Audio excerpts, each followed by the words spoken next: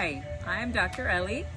I'm a general dentist in Santa Monica. I've been practicing for the last 25 years here in LA, and today I'm honored to speak to you a few minutes about the importance of good oral care and why it's so important to take care of our teeth, especially during these times of the pandemic.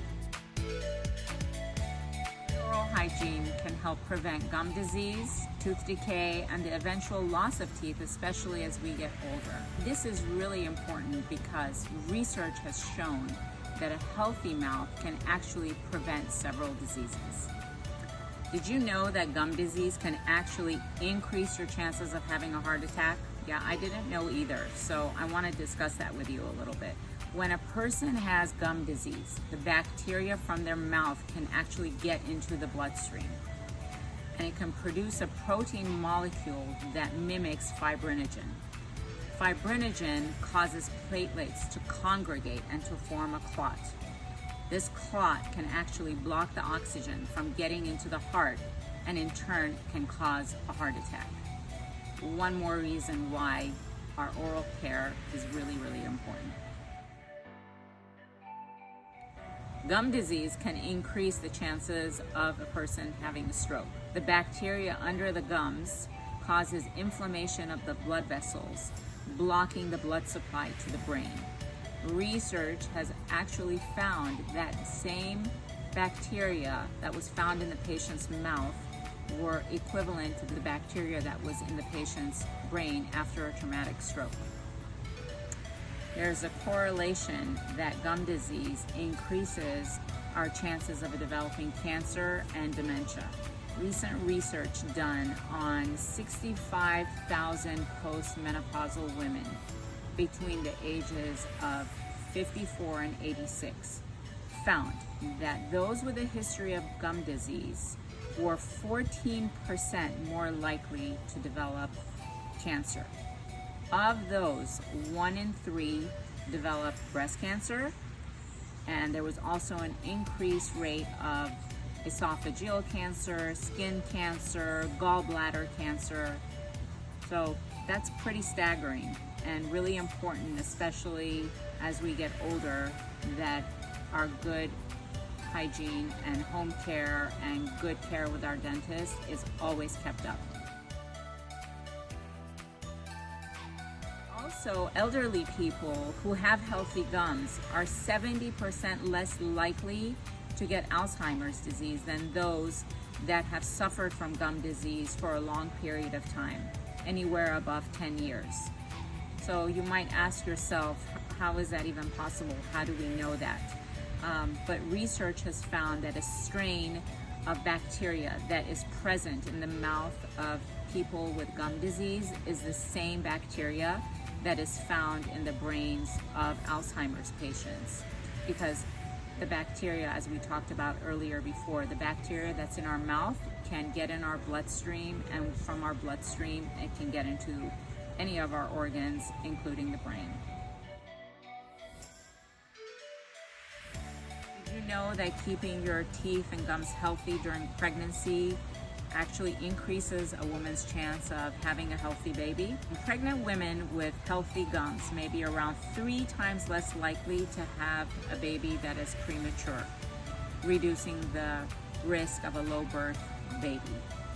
Research says that there is a 1 in 4 chance that a pregnant woman with gum disease will give birth before 35 weeks. This is because gum disease raises the level of a certain hormone that brings on labor during pregnancy. So when I see my patients in the office that are pregnant, one of the first things that I talk to them about is pregnancy gingivitis. All those wonderful hormones that are rushing through a pregnant woman's body, not only are they making our hair beautiful and our skin glowing, but they also cause the gums to get really inflamed and causes what's called pregnancy gingivitis. So for a pregnant woman, it becomes even more important that their home care, their brushing, their flossing, seeing the dentist at least every 6 months becomes even that much more important to them. How has coronavirus affected the way dentists practice dentistry today? You all might be a little bit nervous about going to the dentist's office because you might have heard on the news or from your friends that the dentist's office might be the most dangerous place for anyone to be. I want to talk to you a little bit about all the precautions that most dental offices have taken during these last several months that we were home and we were able to follow guidelines of CDC and talk to other people and follow along what other countries might be doing. And you might have already seen the changes in your own dentist's office, but I want to talk to you a little bit about what we're doing at our office. First of all, our appointment times have now become a little bit longer because there needs to be time for proper disinfecting of the rooms, and we don't want patients running into each other in the hallways.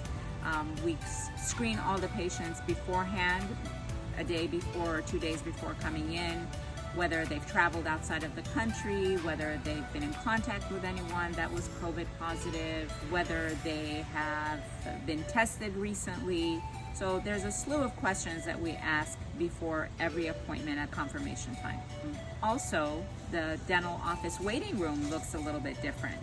Most offices are not allowing patients to congregate in the waiting rooms anymore. And if there is, everyone is obviously social distancing, but most of the time patients come right through, they're screened again, their temperature is taken, and there's no waiting in the waiting room. Most of the offices now we don't allow any more magazines or brochures, things that people can touch and possibly get infected and pass it on to other people. Those things are not allowed. And next time you go into the office, you're not going to see the magazines that you used to read before every appointment be there anymore.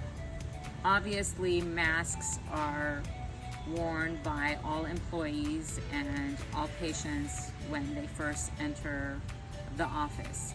Once you get into the operatory, the patient is going to be asked to wash their hands or put hand sanitizer on their hands, and they're given a cup of a peroxide solution to rinse out with to get rid of any of the bacteria that's in the mouth that could possibly be given to any of the assistants or the dentist. Dentists and the assistants are always wearing an N95 mask. In our office, we actually wear an N95 mask and another mask over the N95. We wear a protective shield, we wear goggles. Goggles are given to the patients, and the dentist and the assistant were always gowned up in a disposable gown that is changed throughout the day.